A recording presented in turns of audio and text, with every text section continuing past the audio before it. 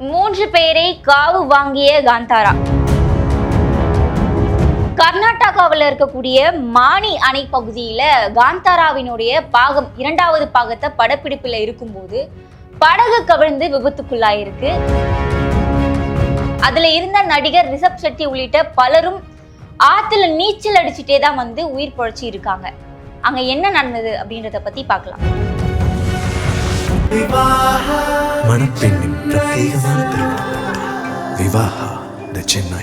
Periyar Maniammai Institute of Science and Technology, Thanjavur. The world needs you. Powaco 5G.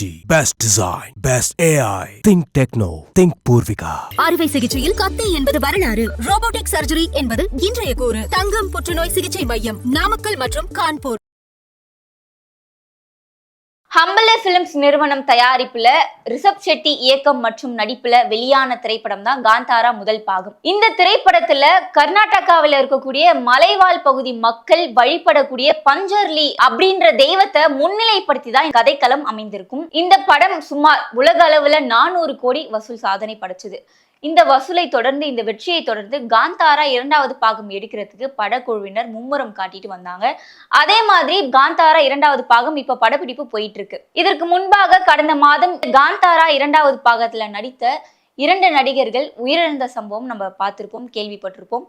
இதுல முதல்ல படப்பிடிப்பின் போது இடைவெளியில ஆற்றில குளிக்க சென்ற நடிகர் கபிலன் ஆற்றில தண்ணி அதிகமாகிறத பார்த்துட்டு ஆற்றோட ஆற்ற அடிச்சுட்டே போயிட்டாரு. அவர்தான் முதல் மரணம் இந்த படப்பிடிப்பின் போது. பிறகு 2வது, இந்த படத்துல முக்கிய நகைச்சுவை நடிகரா இருந்த ராகேஷ் அவர்கள் உயிரிழந்த சம்பவத்தையும் நம்ம பார்த்திருப்போம் போன மாதம். இந்த மாதம் திரும்பவும் காந்தாரா ஒரு காவு வாங்கியிருக்கு அப்படின்னே சொல்லலாம். இந்த படத்துல மிமிக்ரி ஆர்டிஸ்ட் மற்றும் நடிகரா இருக்கக்கூடிய விஜு என்கிற நடிகரும் தீர்த்தப்பள்ளியில மாரடைப்பு உயிரிழந்த சம்பவம் நம்மளால பார்க்க முடியுது. இப்ப இந்த 3 உயிரிழப்புகளை தொடர்ந்து திரும்பவும் ஒரு அசம்பாவிதம் காந்தாரா 2வது பாகம் படப்பிடிப்புல நடந்திருக்கு அப்படின்னே சொல்லலாம்.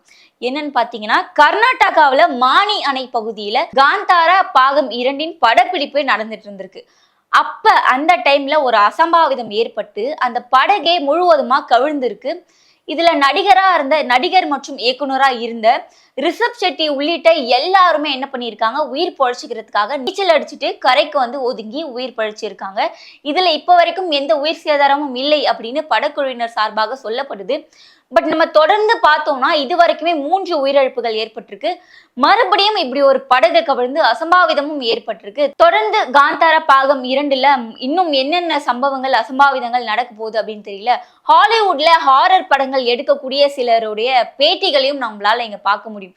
அந்த பேட்டிகள்ல அவங்க என்ன சொல்லியிருந்தாங்கன்னா, நாங்க இந்த ஹாரர் பிலிம்ஸை எடுக்கும் போது நிறைய அசம்பாவிதங்களும் உயிரிழப்புகளும் ஏற்பட்டிருக்கு.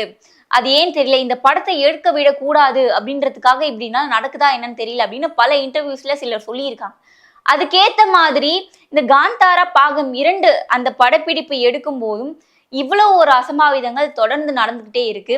இதை சிலர் மக்கள் என்ன சொல்றாங்கன்னா, கடவுள் இதை நடக்க விடக்கூடாதுன்றதுக்காக இப்படிலாம் பண்றாரு அப்படின்னு சொல்றாங்க. ஆனா சிலர் என்ன சொல்றாங்க, இது தற்செயலா நடந்த விஷயம் தான், இதுக்கும் கடவுளுக்கும் என்ன சம்பந்தம் அப்படின்றாங்க. ஆனா இதுக்கப்புறம் தான் நமக்கு தெரியும் இந்த படத்தை ரிலீஸ் பண்ணுவாங்களா அப்படின்ற கேள்வியே இப்ப சிலருக்கு எழுந்திருக்கும்.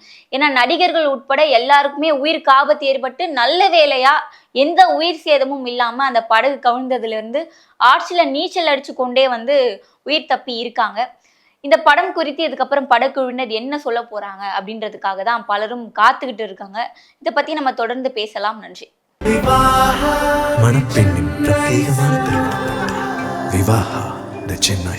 Periyar Maniammai Institute of Science and Technology, Thanjavur. The world needs you. Powaco 5G. Best design. Best AI. Think Techno. Think Purvika. அறுவை சிகிச்சையில் கத்தை என்பது வரலாறு. ரோபோட்டிக் சர்ஜரி என்பது இன்றைய கூறு. தங்கம் புற்றுநோய் சிகிச்சை மையம் நாமக்கல் மற்றும் கான்பூர்.